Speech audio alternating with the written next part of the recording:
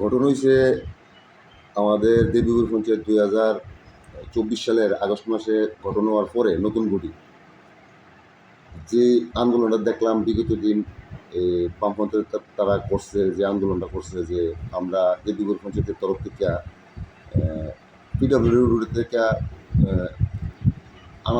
সাধুনন্দপাড়া হইয়া দেবীপুর যে পশু খামারটা আছে ওইটা পর্যন্ত 3 কিলোমিটার রাস্তা দেবীপুর পঞ্চায়েত স্যাংশন হয়েছে এবং 3 কিলোমিটার ড্রেনও স্যাংশন হয়েছে। এরকম ঘুরে এসে একটা মিথ্যা প্রপাগান্ডা তারা ছড়াই একটা আন্দোলন করছে যে আমরা পঞ্চায়েতের তরফ থেকে এই টাকা আত্মসাৎ করে দিই।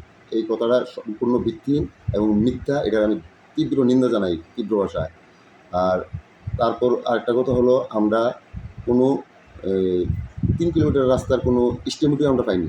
আমরা দেবীপুর পঞ্চায়েতের অধীনে শুধু 800 মিটার জায়গা আছে এই সাধুনন্দপাড়া যাইতে। 800 মিটার পর্যন্ত আমাদের দেবীপুর পঞ্চায়েতের অধীনে আছে। তারপর একটা ভাটিবাড়ি পঞ্চায়েত। আর ডেন্ডা আমরা 38 মিটার স্যাংশন পেয়েছি, কিন্তু 38 মিটার স্যাংশন পাওয়ার পর তারপরও আমরা 40 মিটার কমপ্লিট দিছি। কিছু মাল মেটেরিয়াল জন্য আমরা উদ্ধৃত হয়েছে, এই উদ্ধৃত দিয়া যাতে জনগণ সুবিধা হয় তার কারণে আরেকটু সামনের দিকে বাড়াইয়া ড্রেনটা করে রাখছে। এটা এস্টিমেটের বাইরে। আমাদের এস্টিমেট শুধু 38 মিটার একটা ড্রেন। এটা গত বছর এটা কমপ্লিট হয়ে গেছে।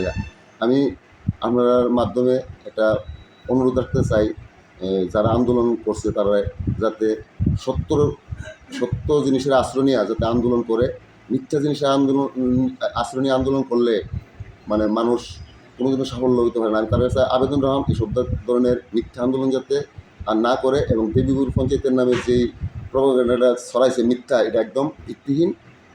সত্যতা যাচাই না করি তারা পঞ্চায়েতকে বদনাম করার চেষ্টা করছে। Your dreams make you think better, bigger, and farther. Your dreams make you more human. I started here as a learner, and it is here I mentor new learners today. Tips has given me the leverage to dream big and break all barriers.